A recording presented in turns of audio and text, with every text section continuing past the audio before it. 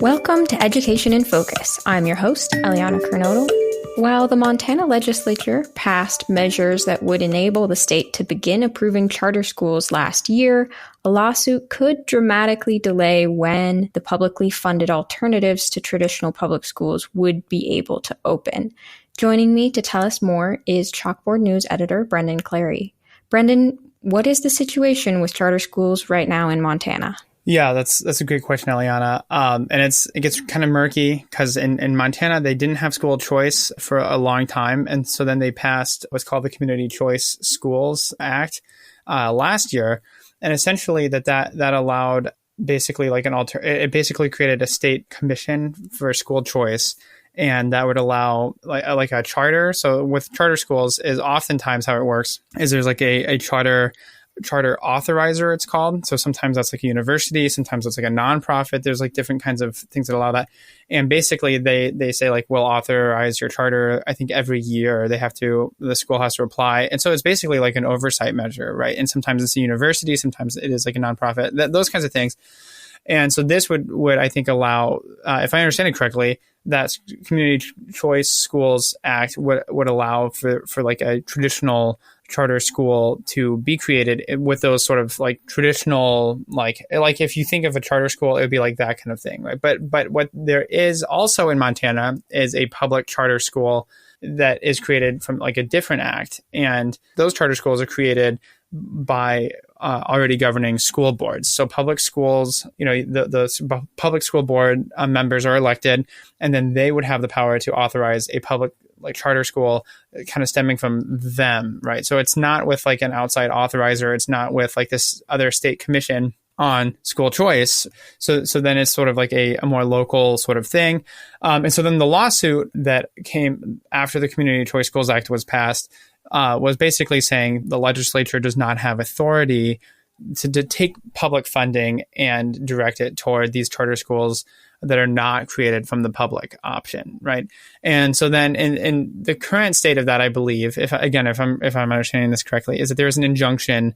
So it's preventing the Community Choice Schools Commission from, approving these non-public school created charter schools. So all the charter schools that are going into effect this fall, and I believe there's 19 of those are created out of public school boards. So they wouldn't fit the bill per se they wouldn't fit the bill of like a charter school as most people outside of Montana would imagine it, if that makes sense. So I think that's like, there's like some nuances there, and there's some like differences there. And so then the lawsuit is kind of getting into that, right? So that's sort of the state of it, I think, in a nutshell.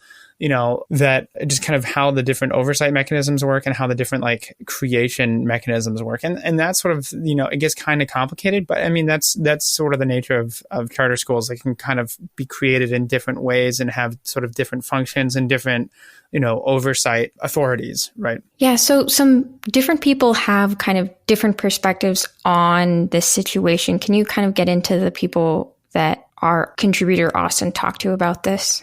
Yes, absolutely. So, there's essentially, I think, like there's two groups, right? You have like Montana Quality Education Coalition. They've been very vocal about, what and they're the ones who actually filed the lawsuit against the state's commission on this school choice, right? And they're the ones who've asked us, the judge to have the injunction against them and basically shackle what they're allowed to do, and saying that that's an unconstitutional law. And then on the other side, you have the Frontier Institute. And in that case, Austin spoke to Trish Strieber. She's also a member of this commission, the Community School Choice Commission.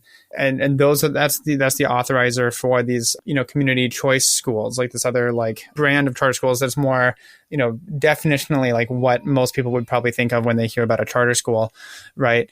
And so she was appointed to be the chair of the commission.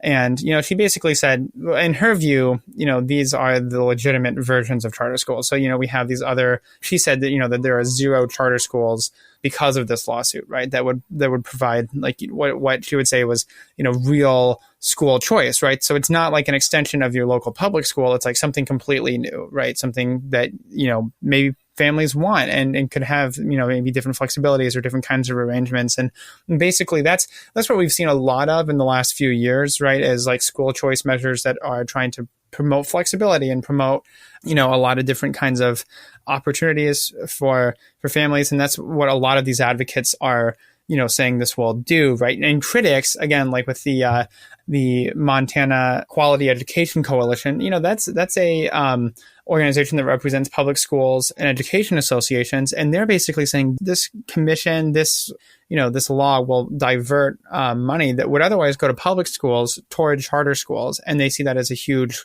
loss. They say, okay, we already have, we've already underfunded public education. So it's really important that we're getting all of the taxpayer money that we can, and that this would ultimately sort of weaken that. And then on the other side of that, you have proponents going back and saying, hey, no, this is actually the best option because it holds, public schools to, like a competitive standard, right? If parents don't want to go there and they want to go to a different one, then they have to try to raise the bar. Well, then you can have public school advocates going back and saying, well, how are we supposed to make it better if we're not getting enough money to have the best teachers, right? Is this actually the way to help? And so you can see again how like these things are complicated, and that's sort of the nature of, these very complex school districts. And then there's area too, right? So like if Montana is a pretty rural state. I've written about some of these rural school districts where, you have 80 students for the entire school district, right? Because it's so spread out and it's so far apart. And I think, from a map of the different schools, the recently approved school boards, these are in Billings and Bozeman, some of the bigger sort of cities in Montana. But it is just like a really interesting sort of question about like, what is a charter school and what does that look like? And, how is that authorized, right? And then kind of to the courts, right? Does the legislature have the ability to sort of designate some of its power to a commission? And so it's kind of one of those questions as well, is like how much power does the Community School Choice Commission get when it's authorizing these kinds of schools? And so it's going to be interesting to see how that plays out. I mean, I think that Schreiber has gone on the record before and said she's very hopeful that the law is going to be seen as constitutional. But, it's one of those things. It's kind of up to, I think, individual judges until, maybe there's an appeals process, that kind of thing. It gets very, you have a lot of things in the balance. Well, thank you for your insights on the story, Brendan. Listeners can keep up with this story and more at chalkboardnews.com.